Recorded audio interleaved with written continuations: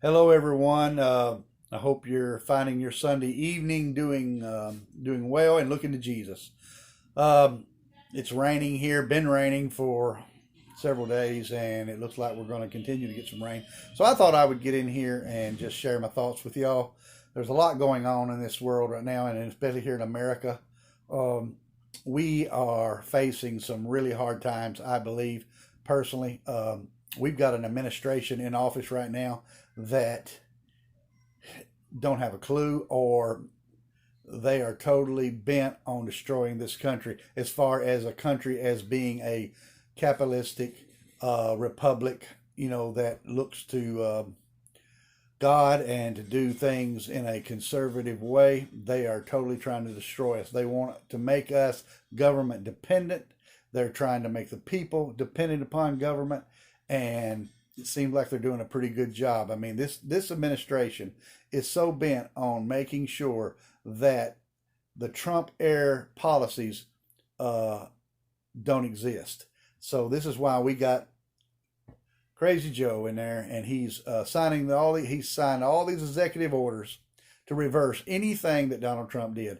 Like down in the border, he stopped the wall being built. Now you look at the wall. Let's just take that one right now. We got the wall. Uh, we're basically paying contractors millions of dollars not to build the wall now. It's what I understand. The wall is unfinished, and we've got millions of people coming across that border by basically special invitation of the Biden administration. We also, at this point, for what I hear now, we've got thousands upon thousands of Haitians sitting at our Texas borders waiting to get in here because they have been told that Joe is allowing everyone to come in, especially if you're from Haiti.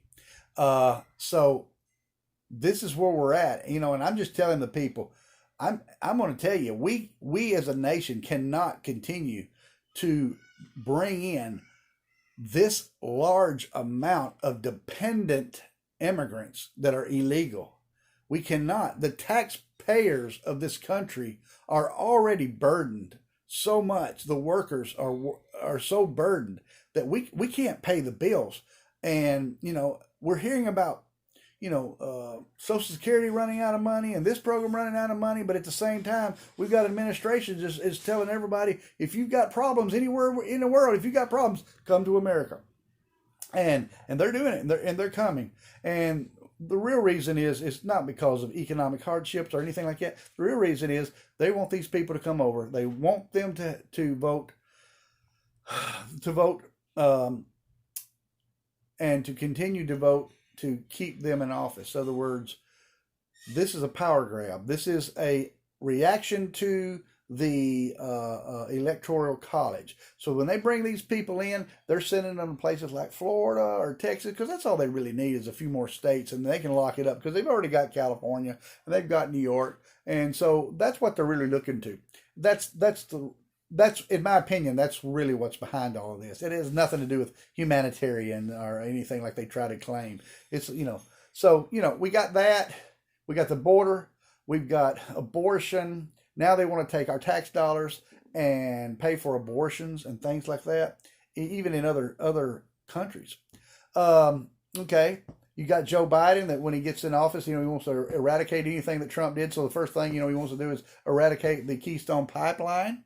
So here we got thousands and thousands of jobs gone. Okay, gas prices have went up, up, up, up, and then continue to going up. And Joe is sitting there going, trying to get OPEC now to produce more because it's starting to be a political problem when the people are getting fed up with this inflation. We're running around 5-6%, and it's going to go up more, is what I'm hearing, even more. So your food prices, your clothing prices, your gas prices, your building material price, everything is up. So it just basically, to people that really want to understand that, it's basically, if you make $16-17 an hour in 2020, and you're making that wage, you may have thought you're doing pretty good, but then all of a sudden now that $15-20 an hour is worth about 25-30% less, because the buying power of the dollar has shrunk because of inflation. And it didn't have to be this way. This is directly results of borrowing money,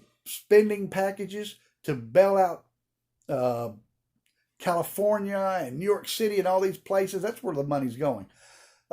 We can get into that a lot later, but so we got that decision, bad decision. It seemed like one decision after another. It's all bad.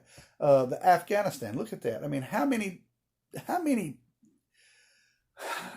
I was all for leaving Afghanistan, but I was with Trump when it said leaving Afghanistan in an orderly way based on conditions of the ground. In other words, basically at that point, from when the negotiations started, the Taliban had a very small portion of Afghanistan, and the rules were put into place that if you advance, if you do this or this, we will retaliate. We will not put up with it. And they agreed with that, and so we were trying to help the Afghan government stand on its feet. And I guarantee you that if it would have been under the Trump administration, when they left the country, first of all, the American citizens and those that helped the American citizens would have been pulled out. And once they were out and safe and we'd got all our people out, then and only then would the military back like a crawfish out of Afghanistan. And we would still have an embassy there. There were certain things put into place. And we would make sure that the Taliban would not be in control. Now we've got people dead. I've heard about the Marine, the military soldiers that got killed in the bomb. Now we're hearing now the Taliban is not allowing Americans to leave. They're not allowing some Afghan people that helped America. They're not letting them leave. I've even heard now that 9 and 10-year-old young boys were beheaded. They're looking for these people. They're knocking on their doors. They've got the list of the people that helped America, and they're killing them. They're killing them. They're killing their families. It's sad. It's sad. It did not have to be this way. It did not have to be this way, and this country did not have to just go downhill like it's going. So I'm just asking you people to pray for this country. Look to Jesus. Look to God.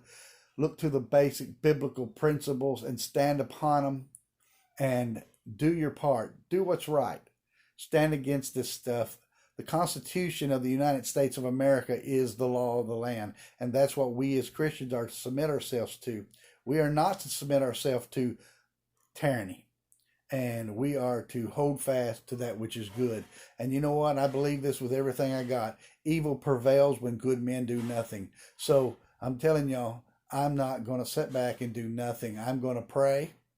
I'm going to look to God, and I'm going to take action first at the voting, peaceful protesting, and do whatever I have to do to make sure this country stays a constitutional republic where we as Christians and everyone, Muslims, whatever, have rights and freedoms.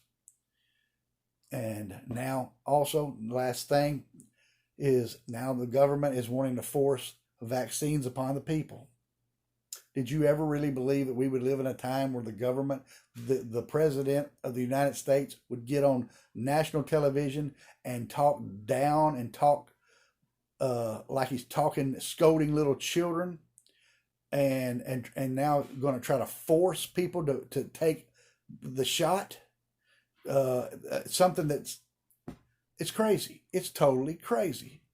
And I just never thought I'd see it in my life. I never thought I'd see it.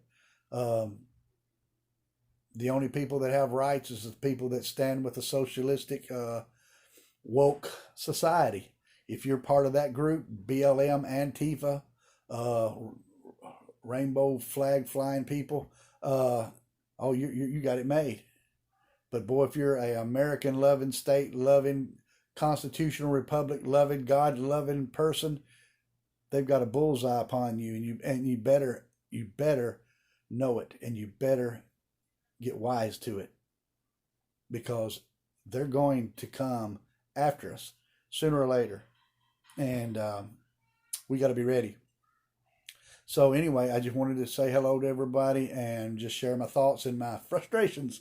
So anyway, y'all have a good day. Maranatha. Love everybody and love God. because in the end, he is the one in control.